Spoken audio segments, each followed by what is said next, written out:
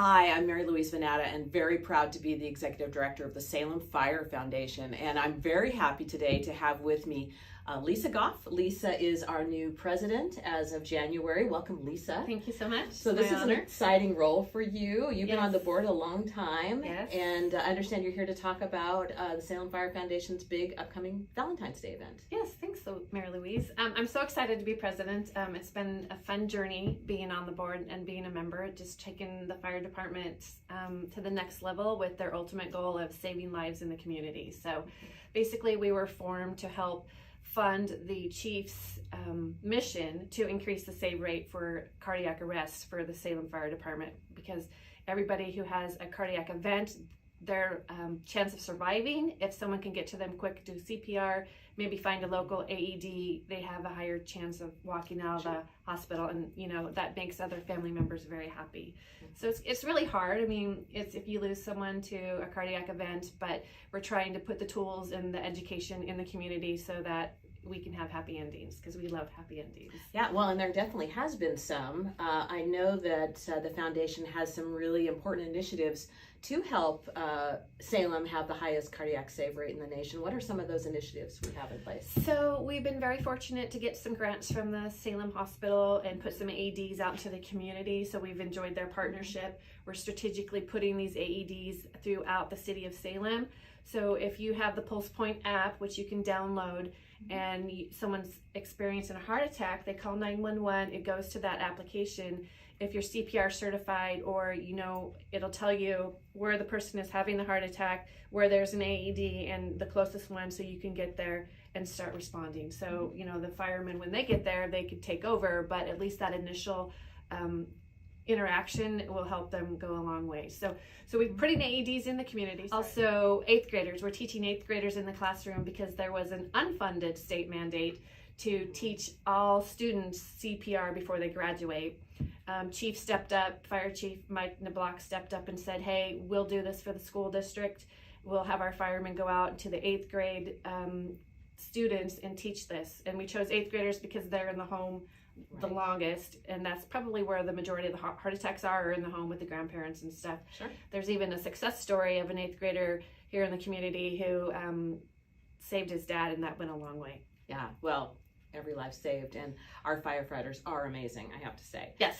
So I know during the pandemic they came out of the classroom, and so we were able to put together a video, correct? Yes, that was very exciting. I know our executive director, Mary Louise, did a lot of work on that, so we appreciate it. Couldn't get to the kids in the classroom, so we actually made a video, and the video went out online for the kids to look at, teaching the same type of mechanics. And it's actually on our Salem Fire Foundation website if you wanted to go take a quick peek at it. It's a great tool to use, and you can even pick some stuff up for yourself. Yeah, absolutely. And those kids take a quiz after, and they get a letter, and that's part of their training. So during the pandemic, when we can't be in the classroom, that's a great That's a great thing. Some other initiatives I know that you mentioned to me before the interview were our Wills for Heroes program, that we have some attorneys in the town that have been very generous in that.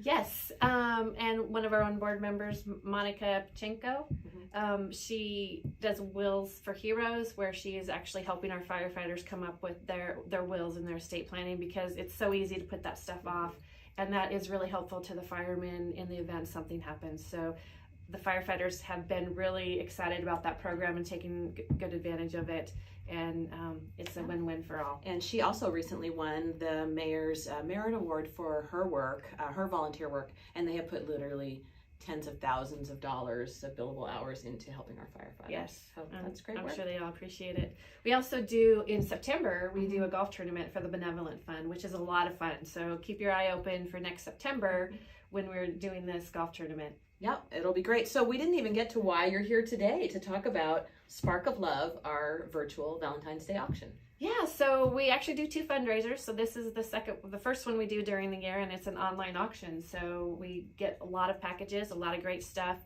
trips, massages, and that kind of stuff, kind of for your sweethearts for Valentine's Day. And we picked February because it's National Heart Day, Heart Month. So we wanted to coincide and bring it all together, because overall our goal is to help with cardiac arrest. So February was a great month to do that.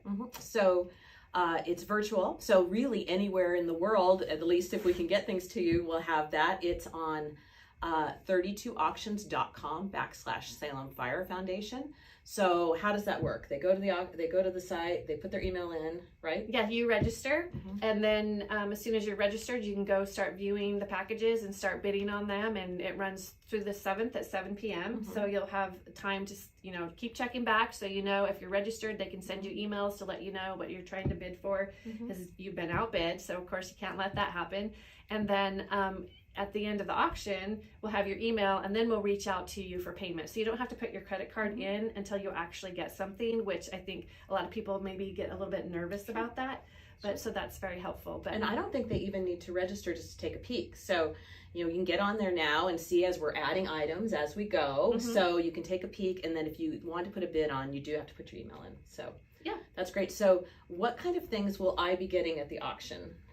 Well, you will probably be getting a couple trips. I know that you like to take vacations in warm, sunny places. I do. I hear Mexico's on the table. Yes. There, beautiful Casa Corona. And Arizona. Oh. Yes, that's very nice. Goff. I kind of like the whiskey. Yeah, there's Nashville Tennessee whiskey. That's that'd great. Be great. That'd be a lot of fun.